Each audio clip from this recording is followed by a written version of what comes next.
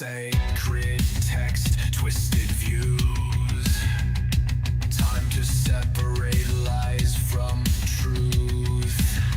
Not here to burn, but here to see what survives when the mind breaks free. Deconstruct, analyze, open hearts, open eyes. If it falls, let it be. What remains is meant to be. Cyber deconstruction, let's get real. Faith when challenge starts to peel. If it's built on solid ground, why is it scared to stick around?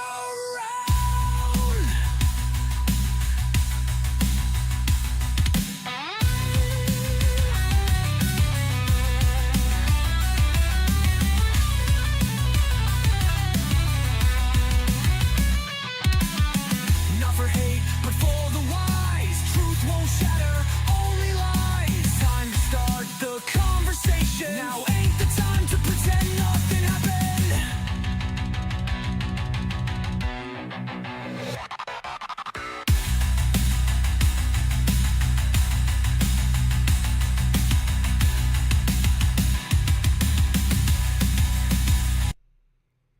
Hello, hello, hello. How is everybody doing? How is everybody doing? Welcome in, welcome in. So, today we are running the topic of why is the Christian God a sick fuck? How are you doing, Mike? How are you doing? So for those who don't know, I do dual stream. This is streaming not only here on TikTok, but it is also streaming over on YouTube. And I just gotta listen to my audio real quick because I am trying to run my voice board today, my soundboard. So also make sure my voice.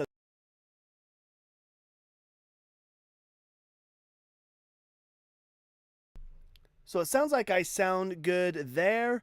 Am I sounding okay on TikTok? Am I sounding okay on TikTok? Seems like on TikTok, the soundboard sends to make it sound like I'm in a box or something. It alters my sound for some reason. All right, so we're sounding good. Sounding good. I'm glad to hear it. Glad to hear it. So if you are over on YouTube and you do want to join the conversation, it is going to be tinyurl.com/cdguest. Hop in the box. I would love to talk with you. I'd love to have a chat with you, have a debate over why is God a sick fuck. I'd love to hear your explanation for it. So far I've not had any good explanations for why God is okay with slavery in both the Old and New Testament. I haven't heard any explanations why he's okay with captive brides, executing children, straight up G-side. Why is God okay with causing cannibalism? Why is he okay with sending 2 bears to maul 42 little children? Why is he okay with unaliving the family of a man who is perfectly innocent, who did no wrong, in order to show Satan a one-up? Why is he okay with accepting human sacrifices? Why does he delight in causing these harms?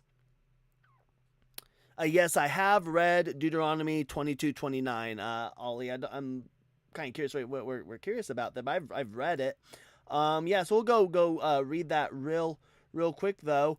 So 22:29 mentions the man who lay with her shall give 50 shekels of silver to the young woman's father, and she shall become his wife. So the section you're referring to actually starts in verse 28, and I'll get that brought up because yeah, this is something that I would have issue with. This is something that we should all have issues with. It's something that Christians are actually quite unable to discuss, and when they try, they end up getting themselves concussed. So it says, when a man meets a virgin who is not engaged and seizes her and lies with her, and they are discovered, the man who lay with her shall give 50 shekels of silver to the young woman's father, and she shall become his wife.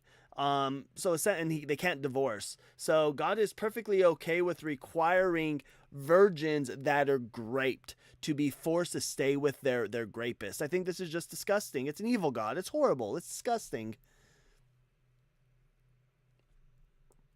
And so while we are waiting, let's keep tapping that screen, sharing the live. We're already at 310 likes on TikTok. I appreciate it.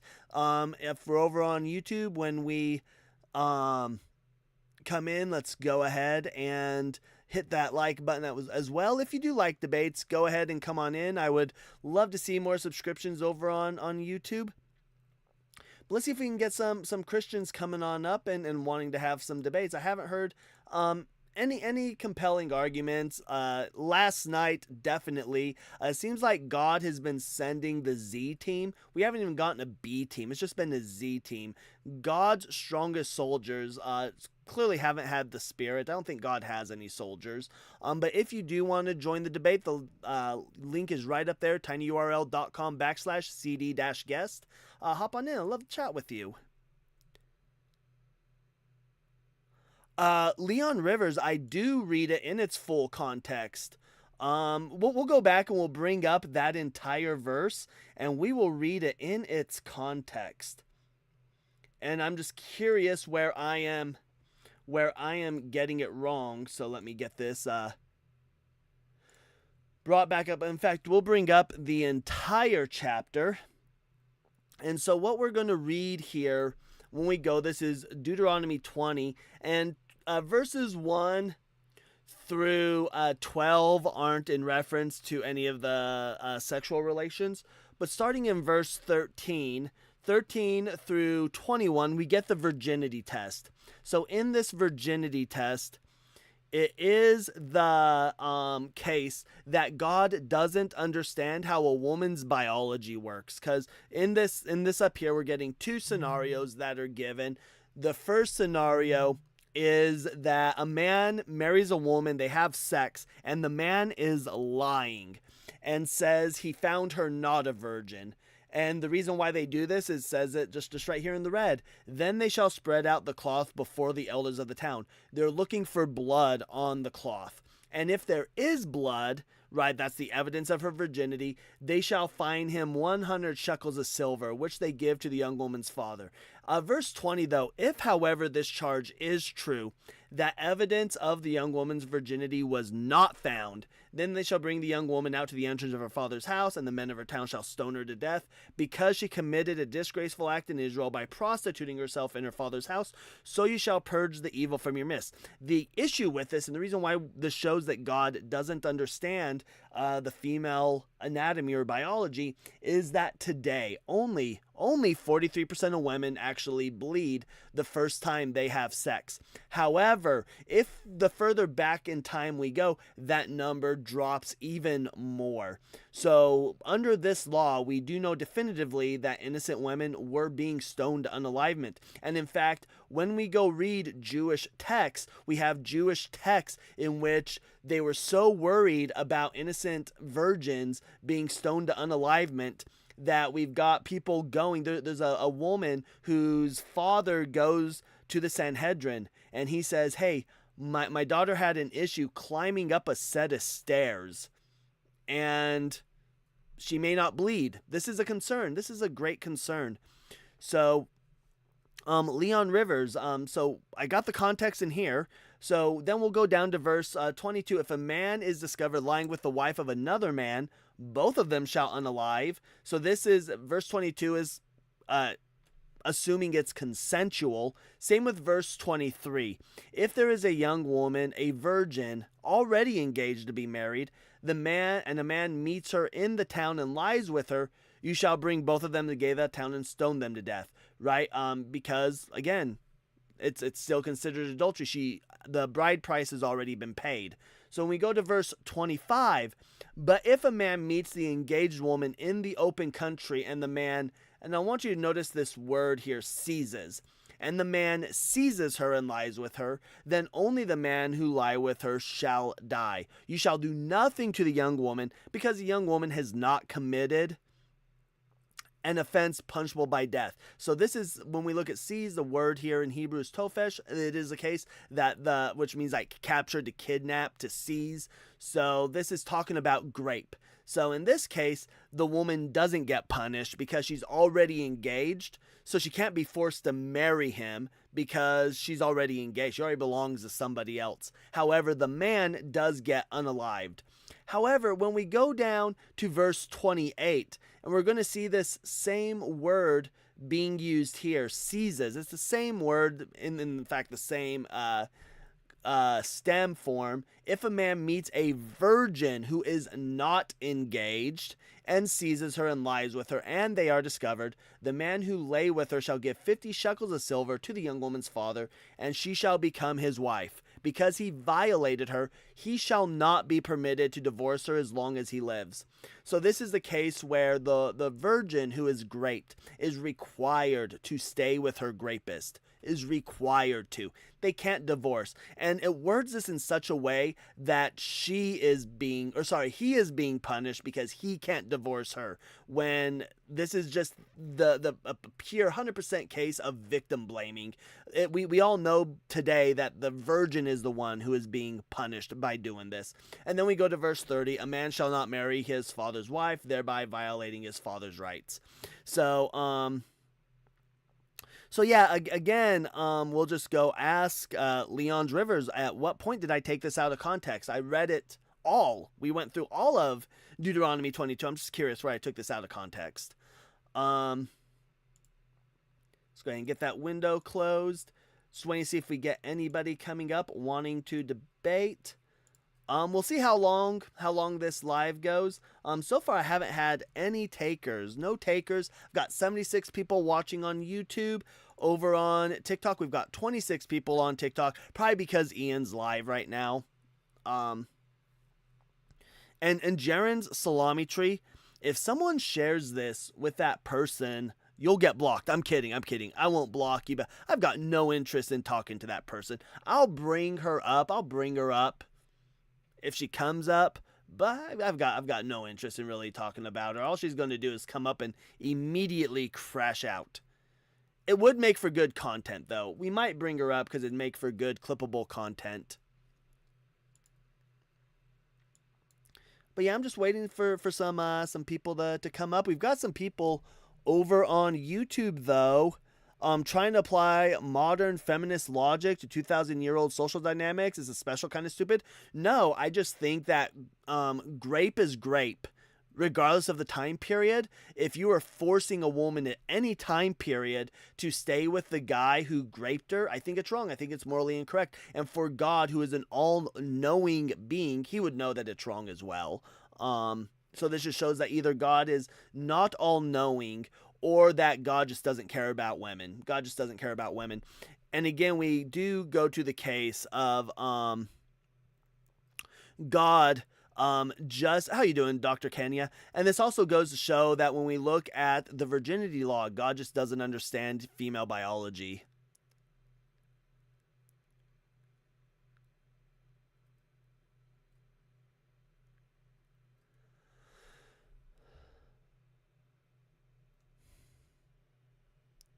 No, I actually have a full-time job, actually. I do so well with my personal job, with my actual job. I just took the day off. Like, I do really well in my day job, because I have a day job. Actually pays really well.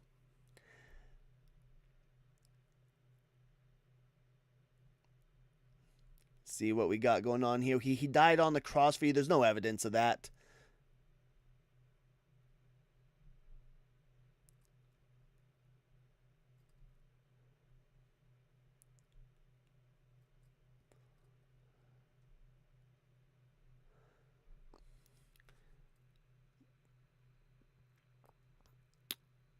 See, grape is always wrong. Slavery is always wrong. Slavery is always wrong. Doesn't matter if it's like your version of like what you think indentured servitude is, or chattel slavery. It's always been wrong. And we do have somebody coming on up over on Video Ninja. Let me get some things muted real quick, and I'll bring them up. I just don't want to blowing your all's ears out with an echo. And then let's go ahead and get them brought on up. How you doing there, Amp?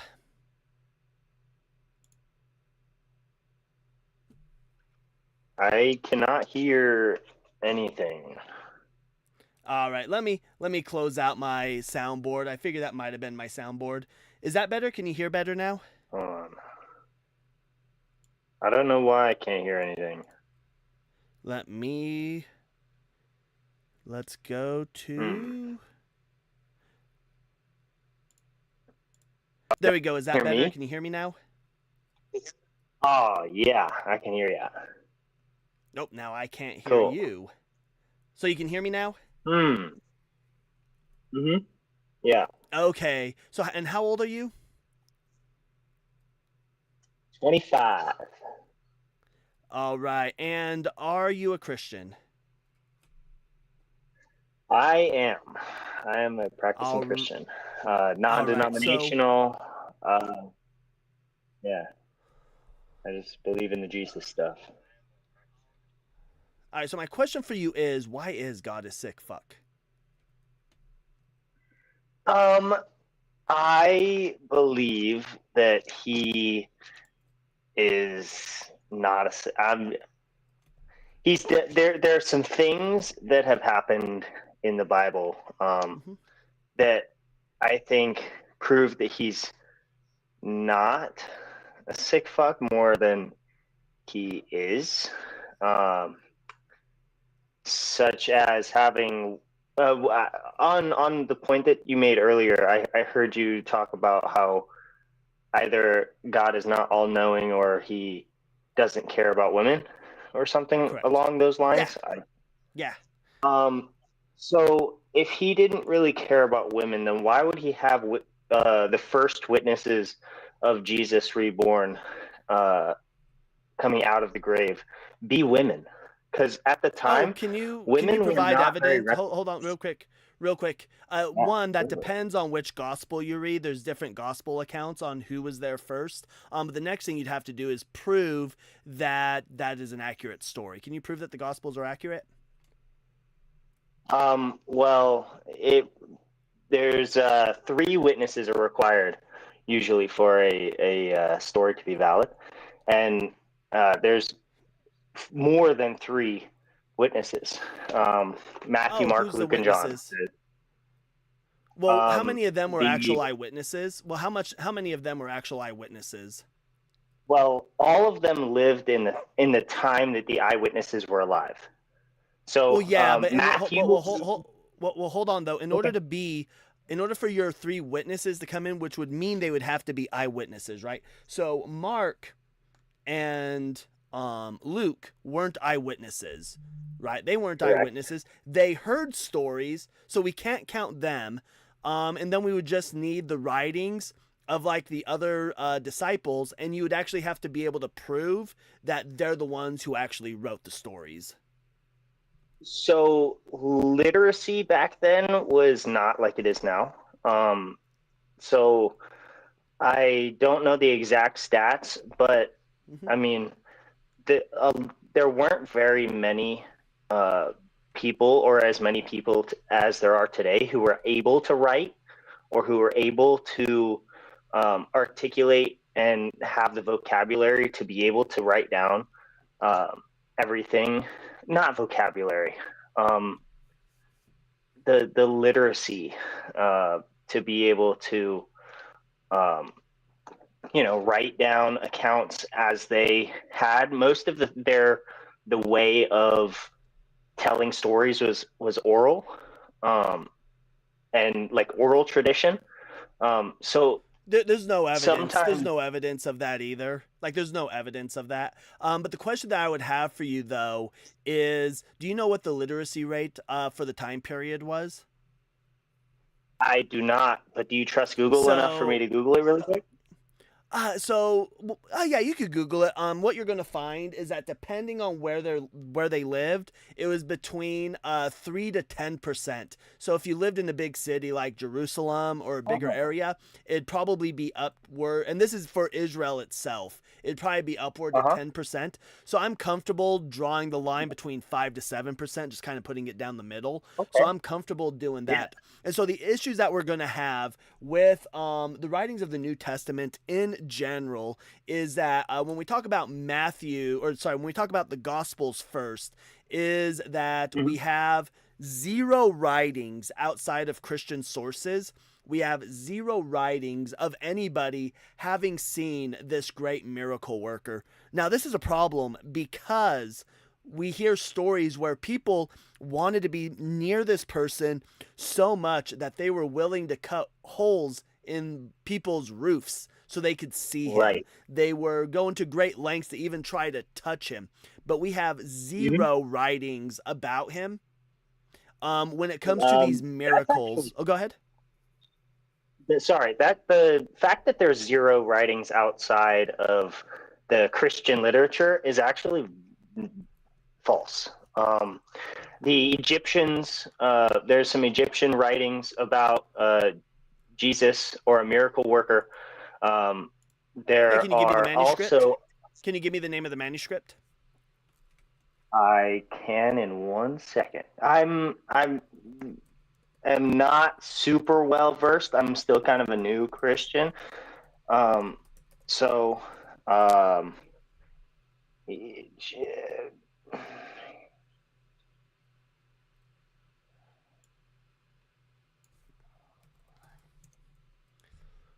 Because the important things about these is we're going to have to be able to date when these manuscripts were written, and are they being written um, after the fact and trying to justify their now Christian belief, or are these written during the time, right? So if we have okay.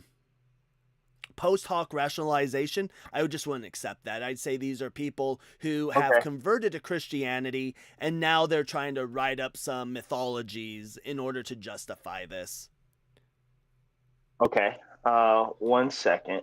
And in fact, I mean, some of these Coptic texts would just fly in the face and they would say that this Jesus character was a shapeshifter and that Pilate didn't actually execute him. He actually offered his own son in place of, whoa. because Pilate was somehow this hidden secret Christian.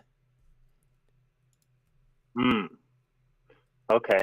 Um, But a lot of these are yeah, deemed as false because these are like the gospels that were deemed to be non-canonical, such as like the Infancy Gospel of Thomas and other things.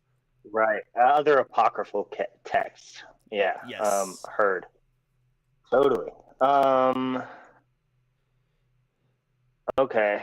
Um, yeah. All I'm seeing is apocryphal Egyptian writings, Mm-hmm. which were about 1,200 years old. Okay, fair. Correct. So they're written Um, long after the fact. In right. fact, with the apostles, um, you've probably heard that Peter offered to be crucified upside down. Correct? Correct. Yep. Do you know where we get that from? The Book of Acts. No, no, it's from the Gospel of Peter. The Acts doesn't mention it. It's from the Gospel of Peter, which mentions Peter flying, and it has all sorts of craziness in it. And so the Catholic Church was like, yeah, we want none of that. However, they still keep as part of their apostolic tradition that he was crucified upside down. But the rest of the book, they deny, right? So what you're going to find is that outside of Christian tradition, there's no mention of the apostles. They don't exist outside Christian tradition, including Paul. If Paul was executed by Rome, we'd have records of that. Mhm. We have zero records of people who saw Jesus just as a man. We have zero records of people who witnessed his great miracles. Those alone haven't been done. In Matthew, do you know what Matthew talks about happened with the graves during Jesus's resurrection? The graves during no, I'm not familiar with what Yeah, Matthew. so it I've read mentions that. yeah, so it mentions that the graves opened up and that the people of the past visited their families. So if you have Where? ancestors of yours that are visiting your family, you're going to write about that, but we just have zero writings of any of these miracles happening. But we're But where supposed to where in believe. Matthew is that? Yeah, I'll bring it up for you real quick. Okay, great. Hi, hi, Boots. Yep, so where we're going to be going is to Matthew 27, and starting in 52, it says, "And the graves were opened." Then let me bring this up so that the other play, you may not be able to see it because you're on Video Ninja, but, Yeah. "And the graves were opened up, and many bodies of the saints which once slept arose, and came out of the graves after his resurrection, and went into the holy city, and appeared unto many." Now, when the centurion, and that's where that kind of ends, but it's talking about where Okay. these graves opened up and they're visiting and they appeared and they showed themselves to many. But we have no recollection of this. We have no notes of this, no writings of this. Like, and this is the issue. Outside of Mm-hmm. Christian tradition, which are the Gospels and stuff, zero writings about Jesus that's contemporary. And that's problematic. That's Okay, that's fair. I'm sorry, I didn't catch the verse. What was the verse number? Just so oh yeah. I can highlight it in my own. Yeah, so it's Matthew 27 verses, and let me make sure. Let me go see because if there's more to it, Matthew 27. The one that I was reading is 52, but if it starts sooner, Oh. want to make sure we get it if it starts sooner. Ah, okay.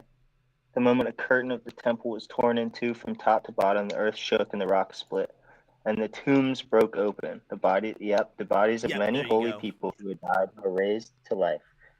They came out of the tombs after Jesus' resurrection and went unto the holy city and appeared to many people. Okay, yeah. Mm-hmm. Um, I that's a cool little tidbit in there that I haven't seen before. Thanks, Yep, I and, appreciate it. and Yep, and second, when it comes to the temple, the Sanhedrin kept a lot of detail about the temple, because it's Yeah. center to Judaism. And during this time, they make no mention of the veil being torn. In fact, the only time the temple was torn was when I believe it was Titus or Tiberius when they're at war, and Tiberius goes in and slashes it because he cuts it because that was like his He, act of open defilement to Yahweh, was going in there right. and slashing the thing that separated the rest of the world from the Holy of Mm-hmm. Holies. So that's Totally. documented. And in fact, if you go to his triumphal arch, they actually have a depiction of this event on his triumphal arch near Rome. Hmm. Oh, okay. Wow. Yep. So these are the things against the Gospels. Now, the things that go against Paul, things that go against Paul existing, is one. We have this like apostolic tradition, and are you familiar with what apostolic tradition is? Yeah, it's more like Catholic stuff, I believe, or if I'm wrong, like you can tell me. It's I'm Catholic and not super familiar. Orthodox. Yeah, so the Okay. idea of apostolic tradition is there's issues where the Bible contradicts itself, or there's things we're just not sure on. And so Mm, apostolic tradition okay. is kind of like what you were talking about. It's the oral tradition before things were written down that was passed. Right. So the tradition goes that when Jesus died, before Jesus died, he passed the church to Peter, which is why the Catholics think Peter was the Mm-hmm. first pope. And then he had his disciples who became apostles, and then there was gospel passed to them, and then when they had their disciples, they passed the tradition on to them. And so we have this apostolic succession of oral tradition that becomes written tradition that they just accept. But one of the issues that we have is Paul. Nobody traces their apostolic succession to Paul. It doesn't exist. In fact, the earlier church fathers write that Paul was the apostle to the heretics. because they didn't necessarily accept him, because Paul was invented by a man named Marcion. Well, and maybe not by Marcion himself, but by Invented? Marcionites. Um, Like he was a made up name? yes. Yeah, so yeah, Mm. a made up person. Essentially, Yeah. we have the earliest, so the very first gospel that we actually have Mhm. record of is going to be Evangeline, written by Marcion. Now, you're going to hear datings of the gospels being dated between like 60 to a little bit later. But these are just like Well, religious people wanting. Matthew was written about in about 43. Yeah, that's what they say. But when we utilize what's called stellometry, do you know what stellometry is? I'm not familiar now. Oh, okay, yeah. So stellometry is a form of data science that attributes Mm. authorship. It looks at the common words that you use or that we use. So it's like the I, me's, we's, buts, they, thens, Hmm. all those words. And the way we use these words are unique to us. It's like a thumbprint or a fingerprint. Totally. In fact, it is peer reviewed, and there is an author named Robert Galbraith. Now, Robert Galbraith writes crime fiction. However, she wanted to keep her writings secret because it turns out that J.K. Rowling Hmm. is also the author of Harry Potter, and she wanted to ensure that her name was only associated with Harry Potter. So J.K. Rowling started writing under the name of Robert Mm. Galbraith for her other writings, and it was through stellometry that people were able to figure out that this was her, and her and her publishing company initially tried to deny it, but they couldn't because it was Wow. just too obvious, so they finally admitted it. So when we use Okay. stellometry, we are able to pinpoint when the Gospels were actually written. And they were written in the Mm. mid second century. In the mid second century. And the earliest gospel was written by a man who is deemed a heretic by the Catholic Church named Marcion. Now, whether or not he actually wrote them is unknown, but his school of thought, his students, he and his students wrote Okay. it, and he published it. And through his writings, we get through what's called the Apostolic, which is Okay. the letters of Paul. He writes about the letters of Paul. He introduces Paul. Um, and so, one, Hmm. Paul shows up much later. Two, Paul's letters are they're letters. So, if Paul is writing Yeah. letters to churches, why don't we have any writings of letters back to Paul? Why don't those exist? Hmm. That's a good question. I don't personally know the answer. I'm I'll ask my pastor when I go to church on Sunday. Um, Yeah, but yeah, no, yeah, no, and that's a great that's fine. question. That's an honest answer. I do appreciate your honesty. The best answer that we can ever give when we don't know is I don't know. So often, Right. Christians come up here and they just want to give like a bullshit answer, and they want to try to like make something up, and then they get caught in their lies, and then they feel Yeah. bad about it because I have to slam them for it. So Yeah. I appreciate the Yeah. honesty. Get angry. Um, the Totally. next thing that you have But to ask yourself is about Paul too is why is Paul mhm. writing a letter to Rome and then he ends it with, "Hey, I'm going to Rome. I'll see you soon." Why is he writing a letter to Rome when he's probably going to get there before the courier does? So Paul, uh, throughout the writings that I've read, Mhm. Paul is a very masterful like writer. He knows how to word things to stir up not just like emotions but like people's hearts, and like to convict people of the things that are burdening them or uh, that are holding them back from being the person that the creator wants them to be. So he writes these letters ahead of time and sends them off in case in case he doesn't make it, and two, I think he would put more thought and more. Now this is just speculation. I obviously don't know the answer, but from what I've read, he has more time to like put down what he's thinking on paper than to like come up or to be moved in the Holy Spirit to give him the words to say in the moment, You know, which that's also fair. That's happened. fair. I can accept that. I can accept that answer. I accept that answer. That's a good answer. I'm glad you gave an answer on that one. Most Christians are just fumble. That's a good answer. But the issue is though is that when you sent mail at that time period, right? It wasn't like today where we pay a postage stamp, right? So generally, it was a Right. courier that was going to be going out on their own, probably just for you, because it's not like there was like a mailman. So you had to pay for their travel, right? So their entire travel you had to pay for. You had to pay for their room and board, like any expenses that they occurred, you had to pay for. And so I just think it'd be ridiculous if I'm going to send a letter and send it with a courier just in case I didn't get there.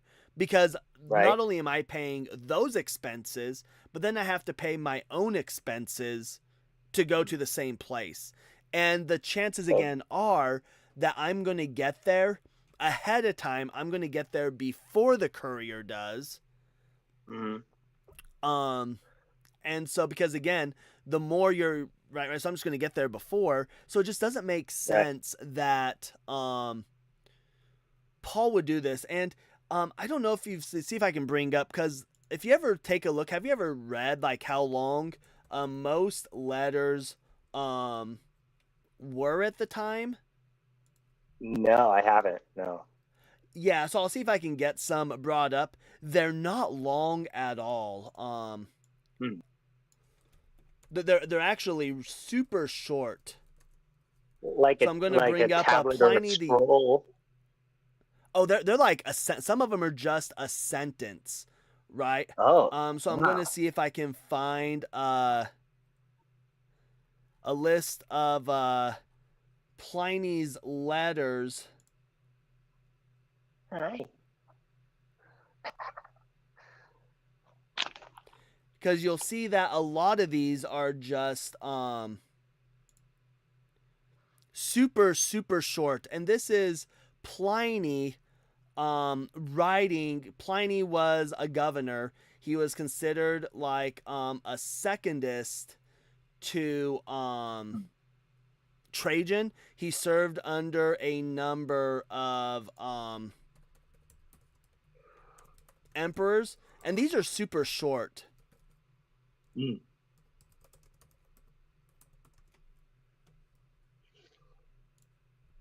Like, hey, just checking in. Everything's good. Hear from you soon, or something like that. Yeah, like see if I find a PDF that has a list of them, because they're super short. But then when we take a look at the letters of Paul, these things are like books, right? So for these to be like letters, just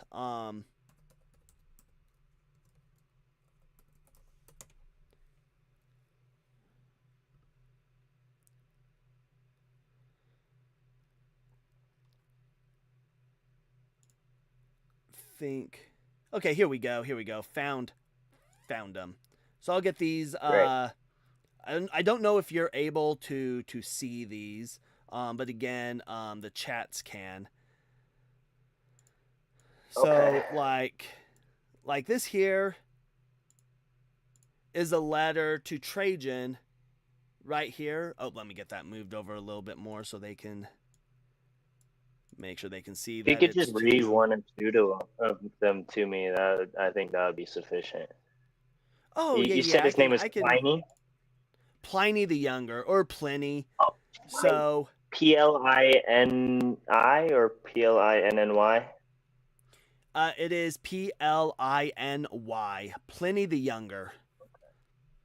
So one of his Okay. shorter ones, this is one of his shorter letters. King Soromades has written to me, saying that there are certain matters which you ought to know as soon as possible. For that reason, I have given this courier, whom he sent to me with a letter of official permit to enable him to travel more quickly. So, this king sent a courier to to Pliny, and Pliny's just writing him to say, "Hey, I want to make sure this got to you as fast as possible, so I sent him a letter." Um, and then we'll have oh, do I not have Trajan doesn't respond to that. Um, Mm. but like this one here is like to Trajan, you very justly, sir, express the fear of the lake may drain itself dry if the waters turn into a river. So this is about a paragraph. And Trajan's Mm. response to him is, "It is clear to me, my dear Pliny, that you have shown diligence and careful consideration in the matter of the lake you speak of, since you have thought it out so expedience to prevent all danger in its running dry and increase its future usefulness to us. Do you therefore Mm. take whatever steps?" So it's like these really short letters compared to the letters that Paul writes. And Totally. letters of the time period are very similar to this. We don't see any letters Hmm. of in antiquity that are making like novels. Mm. So in the uh, I, I don't want to say the Christian culture, but in the belief that we have, that Paul was writing filled with the Holy Spirit. So the Holy Spirit was almost writing through him. That's what Mm-hmm. what we believe happened to uh, all of the books included in the Bible um, were divinely inspired and written with the Holy Spirit coming through the person who was writing it. So so Paul was writing like the amount that he was writing because he felt so like burdened. Well, first off, he felt burdened by the Holy Spirit to write all this, and he also felt overjoyed to write all this. So it also like um, like so on the point that you were on earlier, Mm-hmm. that Paul's writings were kind of faked or forged, if those are the right words. I It's not They may have that been they were. copies. Well, it's not that they were necessarily like fake. What it is so just an idea on like the Marcion, why he was deemed a heretic. So Marcion did not believe that Jesus was the son of Yahweh. Marcion, and it's Mm, kind of like going to a little bit of the Gnostic belief, is kind of like the hmm. father of the Gnostics. So Yeah. Marcion had a belief that Yahweh, the God of the Old Testament, was like a demiurge. He was this horrible, evil God, and that there was Mm. another God or deity, another something that he just refers to as God the Father. And he Oh, sent his son Jesus down as a full grown adult to Capernaum, of all places, to huh. Capernaum, and this is where he starts performing miracles. And the purpose of Jesus was to ransom us from Yahweh. It was to save us from Yahweh. Oh, Um, and then but okay. in these, he releases again two books. His first book is his Gospel Evangeline, which is essentially Luke. Okay. When we do stilometry, we find that Luke minus about 3 to 4 chapters, Luke is Evangeline. Um, there's the Huh. birth story, like the first few chapters of Luke and the last few chapters of Luke, where when we look at stilometry, it shows that it was probably Polycarp who wrote those. Probably Polycarp Okay. that wrote those, as well as the pastorals like Timothy, Titus, and a few others. The pastorals that Polycarp probably Okay. wrote through stilometry. Um, but so he writes this, and it seems that Matthew is actually a response to Marcion. It seems that Matthew is written as a response to Mm. Marcion, um, But then Marcion also writes about Paul in another book. In another book called the Apostolicon, he writes about this guy Paul in the form of letters. And Oh. this is why the early church fathers referred to Paul as the apostle of the heretic. Because they acknowledge, in fact, Tertullian fully states that, like, if it wasn't for his own personal copies, like he insinuates that he has his own personal unaltered copies of Paul, that he would have to take Paul on complete faith, because he even acknowledges that it sounds kind of ridiculous. Interesting. Mm-hmm. Huh, so that's Marcion and all that. Okay. Yep, Marcion. Yeah, study Marcion. And in fact, another book. It's on the floor. Another book that you can read comes from a good friend of mine. It's called Christ Before Jesus. As a matter of fact, his live on TikTok ended before I came live. But we're both mythicists. So these are the issues when we. But to get back onto the topic. Yeah. These are reasonings why I feel like I am justified in not accepting the New Testament authors, because I find that there's issues with them. I find that a lack of writing about Jesus is found wanting. I would expect more for somebody that, as the Gospels describe him, was popular. I'd expect more writings of him. When it comes to the apostles, we have no evidence of their existence outside of Christian sources. With Paul, we have no evidence of Paul being executed by Rome. Rome would have wrote about that. With Paul, it seems like his own it seems like the New Testament is unclear with what his association with the Pharisees, or even being Jewish. Like, it's unknown. Was he a Pharisee? Was he part of the Sanhedrin? Was he hired by the Pharisees but not a Pharisee? It makes it unknown. In fact, I believe it's in Acts. In Acts, he has a group of Christians that he's taken to the Sanhedrin, and they're casting lots. They're taking a vote to see if, or not casting lots, they're taking a vote to see if they should be executed. And the only way, and we have this from the Sanhedrin, the only people that could cast votes were members of the Sanhedrin. And Luke in Acts writes that Paul casted his vote, which means that Paul was part of the Sanhedrin, right? But then there's also other scriptures where Paul says it's okay to kind of mislead people. So he says that if I need to talk to Jews, I will become a Jew to talk to Jews. If I need to talk to Gentiles, I will become a Gentile to talk to Gentiles. Yeah. Totally. So that there are multiple translations of what that scripture says. I don't remember exactly where it is, but I know what you're talking about. And it says, I think there's a couple translations that say, when I'm talking to Jews, I will talk like a Jew. If I'm talking to Gentiles, I will talk like a Gentiles. To almost like to, I think it says to like just after that, to win them over. To yeah, so the phraseology I think that is most common used is, I will become as insert demographic. I'll become as a Jew. I'll become as a Gentile. Yeah. Totally. Yeah, so it's not like he's walking in their sin, but he almost takes on the perspective of a Jew when he's talking to Jews, or he takes on the perspective of the Gentile when he's talking to Gentiles.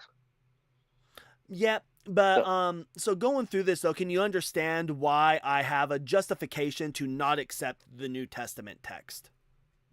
Yes. So what about sorry, I kind of wanted to share this with you. Have you you're familiar with the like the man, why am I forgetting the word? come on. The prophecy in the Old Testament, though, about Jesus. Are you familiar?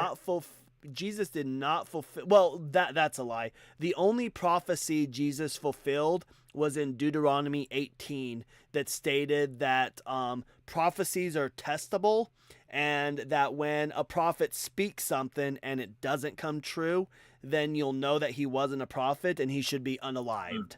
I would say that's the only Okay. prophecy Jesus fulfilled. Outside of that, none of the other prophecies Jesus fulfilled. Okay. So go to the genealogy of the world. It's gonna be Genesis. No, it's Levitic. Numbers. Oh man, hold on. Wait. No, I'm looking for Adam to Noah. So that's going to be in Genesis for sure. If we want to talk about yeah, I turned my soundboard on, Well, so let me know if like you can't hear me anymore.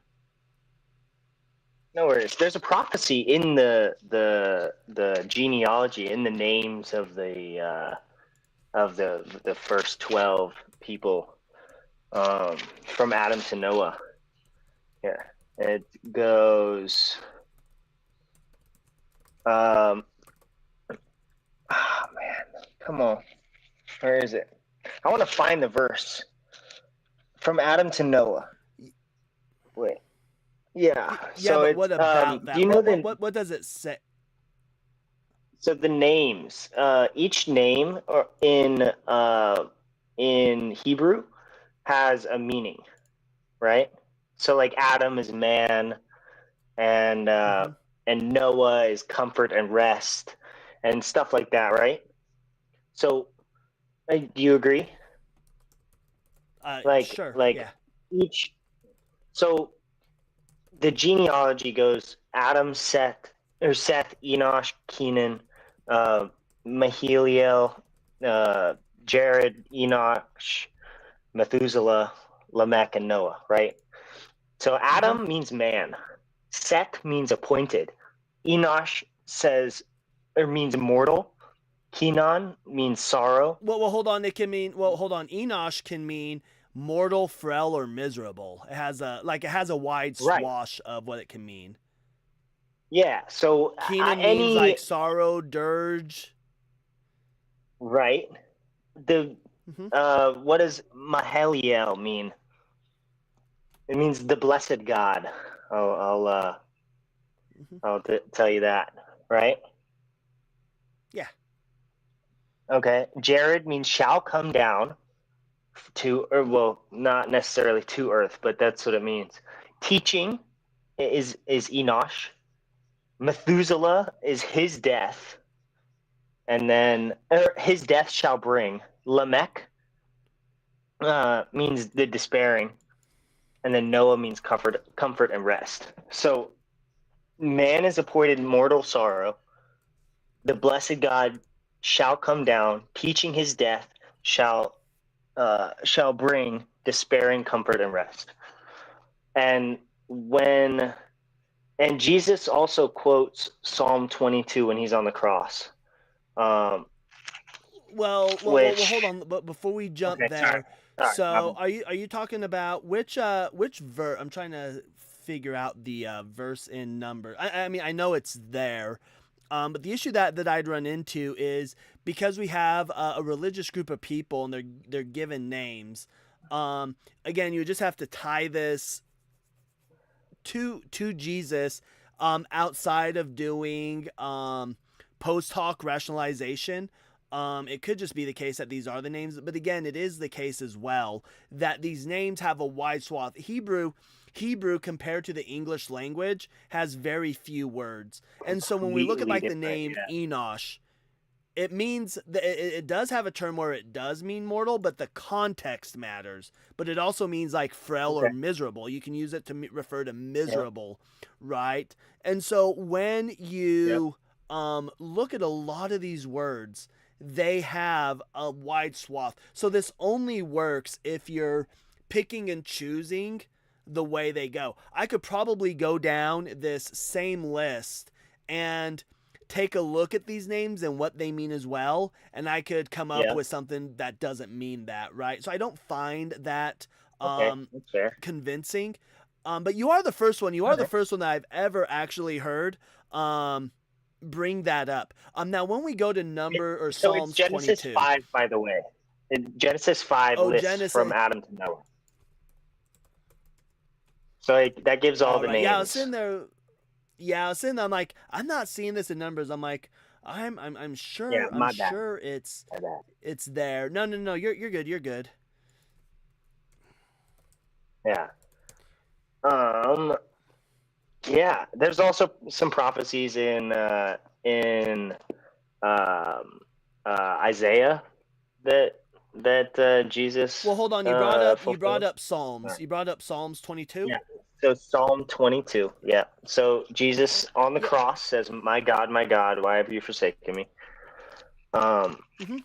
And a lot of people like to bring that up, like, oh, why would if Jesus is God, why would he ask his father why he's forsaking?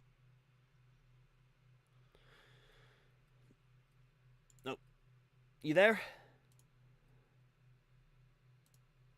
Oh no, I'm losing you. Are you still there?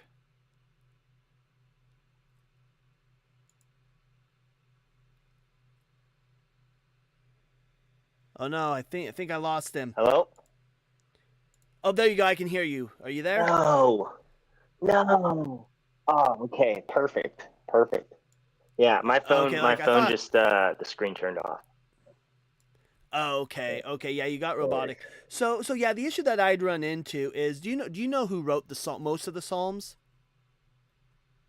Um, David wrote most of the Psalms.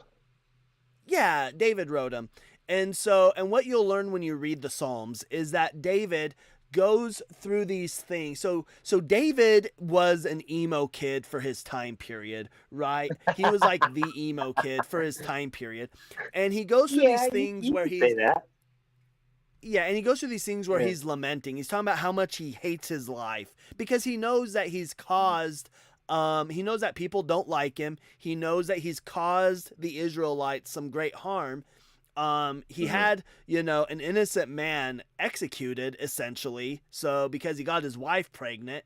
So Yeah. David knows like he's kind of like a bad Yeah. person. And so he goes through these things where he's Yeah. lamenting and then he praises God and then he laments. And so Yeah. it's like, man, life really Yeah. sucks, blah, blah, blah, blah, blah. All these people, they don't like me. I don't know what, well, I know why, but they don't like me. But God, you are, so we see this cycle with David.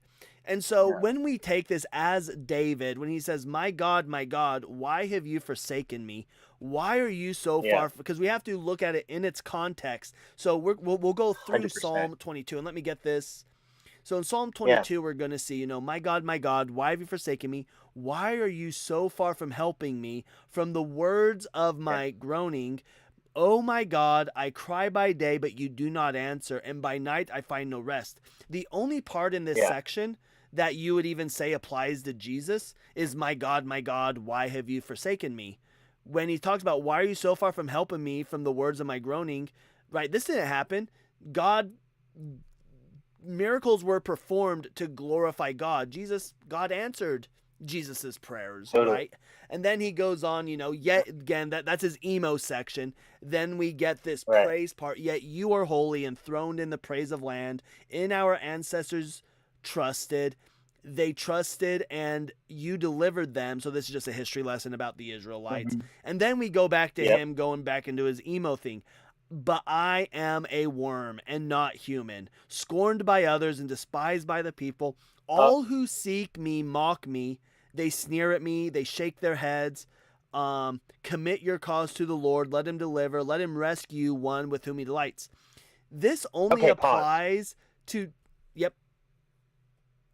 So 6 through 8, I would say, applies to at least how Jesus was feeling on the cross. because everybody was scorning him, spitting on him, feeding him vinegar, like hurling insults and shaking their heads.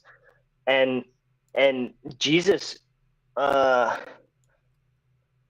he trusts in the Lord. They say, "Let the Lord rescue him." He was. That's about Jesus. He trusted in the Lord, and he was saying he was trusting in the Lord, right? And Well, then the reason why, the reason why this wouldn't apply to Jesus though is, again, every time we read about Jesus, anytime we read about him, the people loved him. He was in crowds, and we don't have any. The Gospels quite literally don't say that the entirety of the Jewish people forsook him. That's not what it says. The Pharisees, it mentions specifically the Pharisees and probably the Sadducees, but it was a specific group of Jews that didn't like him. And when we look at today, though, we actually look at like the vinegar drink today. The vinegar drink that they were giving him was actually probably, I have to go find the source on, I can message that to you, but I actually read that the vinegar drink he got was probably like their version of Gatorade. Like it was whoever gave him that was trying to do it to quench his thirst, because that was like their version of Gatorade. Because it wasn't just vinegar; it had other things mixed in it. so it was like a sour wine that they were, like a very, very sour wine that they were giving him. Yeah, but I've heard that it was like their modern day, like, or their version of modern day Gatorade. But so just because we have a period though where people are mocking him, right? But this is only on the last days. But the rest of the scriptures don't mention this, right? Well, he says the big he part he actually. It does say that he didn't preach in his hometown because his hometown didn't like him. In Bethlehem? Well, his hometown of Nazareth didn't exist. In Nazareth. Huh? Yeah, Nazareth didn't exist during the time of Christ. That's an anachronism. It didn't exist. Huh. Where do you hear that? So when we look at historical records of it, there's zero historical records of it until much later. It doesn't appear on maps, nothing. Josephus, who is from Galilee, and Josephus, when he writes about Galilee, he mentions a bunch of other cities, even small cities, but he never mentions Nazareth. And he's writing in like 90, and he doesn't write about Nazareth. In fact, according to Josephus, we don't even believe there were Pharisees in Nazareth, because Josephus writes, because he writes that Galilee, which is like an area, and Nazareth was in Galilee, he writes that Nazareth would have been far off better if there were Pharisees, but there weren't. So Josephus implies that there were no Pharisees there, which is kind of problematic, because Jesus's big test, when you get the adulterous woman and when you get the test of which of the laws is, these are all taking place in Nazareth. Right. It seems that the place didn't exist until much later. Now, that's not to say that there weren't in the outskirts of it. Sure, there might have been like one or two huts or something, but it wasn't a town. In fact, it was what we do know about it, it was a necropolis. It was a cemetery. And the Jewish people of the time period did not put their dead, they didn't live where their dead was at, because that's just considered, you don't do that. It's not halakha. So it was taboo. So they would intentionally put a burial plot in a place and then live away from it, quite a ways away from it. So we do know that Nazareth, the area of Nazareth today, was probably a cemetery. Well, from what I see, it was about 50 houses, about 4 acres, back about 2,000 years ago. So, I mean, if I were, you said Josephus was writing about the area of Galilee, right? Yeah. if I saw little 50 houses on 4 acres, it was also situated in a basin surrounded by hills. So if unless you like walked right up on it, you wouldn't really know it was there. Um, so unless he wanted to say every little tiny village in like Galilee, I don't know if I would have counted Nazareth as a as like a bustling place or a place worthy of mention. Well, no, because because if this is a place where Jesus lived, we certainly would have earlier writings, given that it's where Jesus is from. Yeah. Okay. That. Yeah. Well, the writings are in, they're in the Bible, the book that I believe is true. Um, and again, this conversation is great. I'm having a good time, and it's not really shaking my faith. I've got some research to do for sure. Um, yeah, so I that's kind of why I appreciate these kind of conversations. So yeah. But unfortunately, I do think my time is almost up. I got to go get some things done for the rest of the day, and yeah, I've Hey, never been a I part of appreciate this this. kind of conversation, though. So it's been fun. Yeah, not a problem. Are you on TikTok at all? I am not. I'm mostly on YouTube. I don't really post anything. Um, yeah, All right, that's yeah. fair. Well, hey, give me a subscription here on YouTube. I go live almost every day. So hey, I appreciated the Okay. conversation. Yeah, man. Would you be opposed to having me on later as well, if it works out? Oh yeah, I can bring you back on. This is probably going to be a shorter live, but I'll be live Yeah, later on tonight at 9 Mountain Standard Time or 9 Potato Time. sweet. Could I could I get one last message out there, One last message before I leave? Sure. Um, so God, the God of the universe, the God of creation, he Yeah, we don't do preaching. I I apologize. That was kind of mean, but we don't do preaching. I have a few more over on. Yeah, he wasn't a bad guess. Let's give that guess some massive W's. That was a good guess. I enjoyed it. How is the audio right now? Does the audio sound good? Just want to make sure that my audios are still good.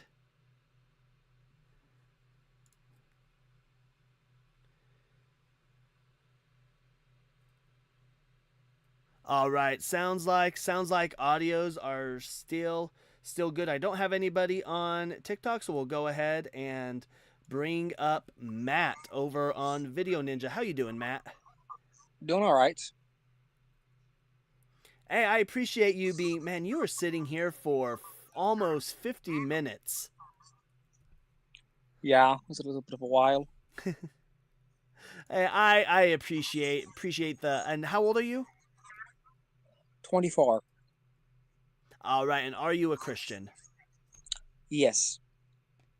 All right. So I'm a firm believer that Jesus and the Christian God is a sick monster. What is your strongest evidence that he's not? The second coming, well, the first coming of Christ, where he came down in the flesh of man to forgive all of humanity's sins if they trust in him and follow his ways. Was that necessary? Yes, because the Old Testament prophets were humans who had sin and God's sinless, so that's why he had to come down in the flesh of man. So when I say necessary, are you how familiar are you with like philosophy? Oh, a little bit with paganism, but I have a question for you. Like, what were you when you were younger? Were you like a Christian, or what were you when you were younger? Oh, I practice Orthodox Judaism. Oh, okay. So you were a Jew. Well, how come you go after like I said, Christianity? I mean, it seems kind of odd.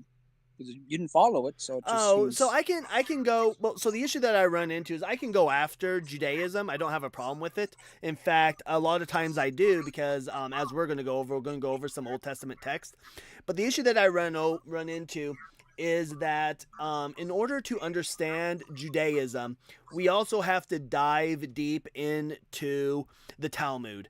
And a lot of people don't know the Talmud. They don't know how to read the Talmud. They just don't understand the Talmud. And they don't understand what the Talmud is. So it tends to me going up here and people bringing up parts of the Talmud that they don't understand, and they're not even Jewish. And so we're bringing up parts of the Talmud that they don't understand, and it people just tend to be extremely like anti-Semitic with it. But as you'll hear when I'm debating and when we go into these things, you'll hear that I'm absolutely attacking Yahweh in general, which is the Jewish God. Okay. All right. Yep. So in philosophy, when we use the term necessary, necessary means it cannot be any other way. It's the only way it can be in any possible world. It has to be. Um, and so, do you believe that the crucifixion of Jesus was necessary? Yes, because God had to come down because it was supposed to be the prophets, and the prophets were flawed men, so God had to come down. Yes, it was very much necessary. So, are you familiar with like what the idea of quote unquote hell is in Judaism? Well, yes, if you mean Old Testament, yes, it should be. They call it Hades because of the Greek, and it was a New Testament, and that was the Well, in word Hebrew, for it, it's and then they made Geonim. hell. Oh, Yeah, so in not in Guillaume. in, in Yeah. Hebrew it's called Gionim, and essentially what it is you spend up to a full Jewish calendar year like being purified for your unrighteousness, and then you can go be with heaven. Um, right? I think that is a far more like just system than the idea of being cast into a lake of fire forever. Yeah, well, it's kind of debated whether it's eternal hellfire. It's more supposed to be a eternal separation from God, because the only Yeah. real way to be separated from God is if you reject Him till death. Yeah. And my question is, do you believe that we can choose belief? Oh, free will? Yeah, you can choose to believe in God or reject Him because you choose to reject Him. So yeah, free will. Well, no, but can I choose my belief? Well, what do you mean by that? Do you mean choose to believe in God or choose to reject God? What do you mean you choose to believe? Yeah, can I choose to have a belief in God? I don't believe you can Yeah. choose to believe anything. It's either you are shown evidence and you're convinced of it, or you're not convinced of it and thus you don't believe. So do you not believe in free will? No, I'm a determinist. I don't believe free will actually exists. Oh, okay. So, uh, well, what's determinism? Because I never really talked to someone who has determinist beliefs. Oh yeah, so determinism. So the idea of free will is so, and we'll just look at a very Yeah. basic definition of free will.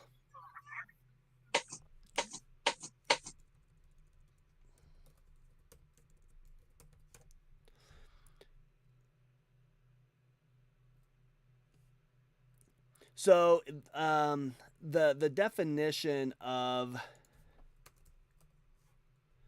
free will would be the power of acting without the constraint of necessity or fate, the ability to act at one's own discretion, right?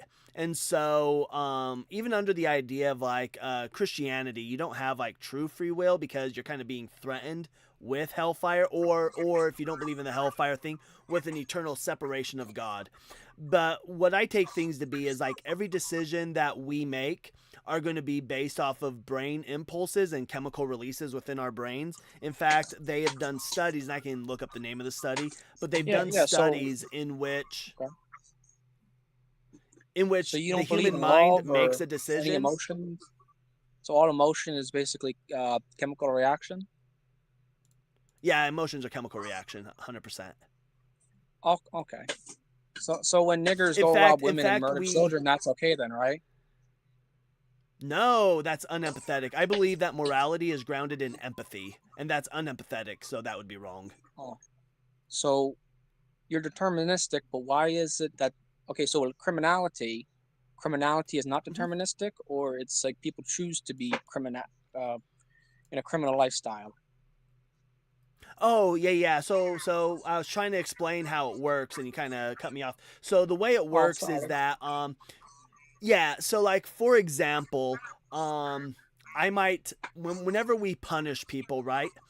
So when somebody gets punished, and other people recognize what that punishment is, it adds another thing within their brain that's going to affect their future actions. And so it is the case that whenever somebody commits a crime, and they get punished for it, which is one of the reasons why I'm against like capital punishment and stuff. I don't think capital punishment should ever be on the table. I'm all about reforming, because whenever people commits a crime such as schmurder, we can reform them so that in the future they wouldn't commit those because their brain will process things different. But we also do it with these punishments so that the rest of society can see what happens, and hopefully through determinism they don't commit these crimes as well. That's how that works. Well, with because you're doing the TikTok speak. The Oh, hold on, hold the on. Did you say the end slur? oh that oh yeah, I don't like niggers, kikes, or you because you're an atheist and you hate Christianity. No. Oh, I did miss it. I did miss it. I apologize for that. I 100% apologize that I missed that. Holy shit.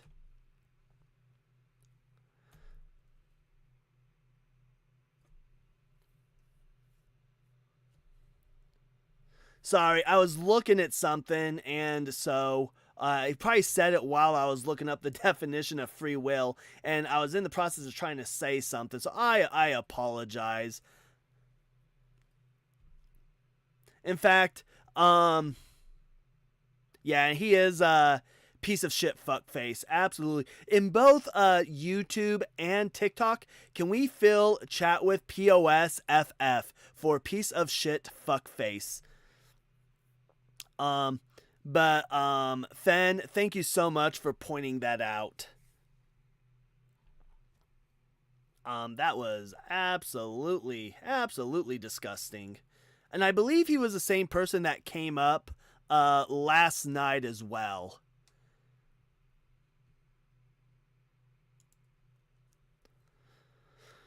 Yeesh. Do you have somebody over here? Oh, we got Wally West. Let me get some things fixed on the TikTok side of things. And Blake, thank you so much for the 3-month subscription on YouTube or TikTok. I appreciate it. Let me get some things unclipped here. How you doing, Wally? Hi. And how's your day going? Hello. Hello. Okay, how was yours? I can't complain. Oh, hold on. I got to yeah, I just got a violation for hate speech. So, yep. So, hey, I am going to have to end the live right now because I did just get a violation on TikTok. But let's go follow Ian. Ian is live right now. Let's go follow Ian. It's allegedly.Ian. He's both on YouTube and TikTok. So let's go give him a follow. When we're going in, let's go in and say Cyber Raid. So go in, say Cyber Raid on both of them, and I appreciate everybody for being here. I'll see you all later on tonight. Hallelujah! Hallelujah!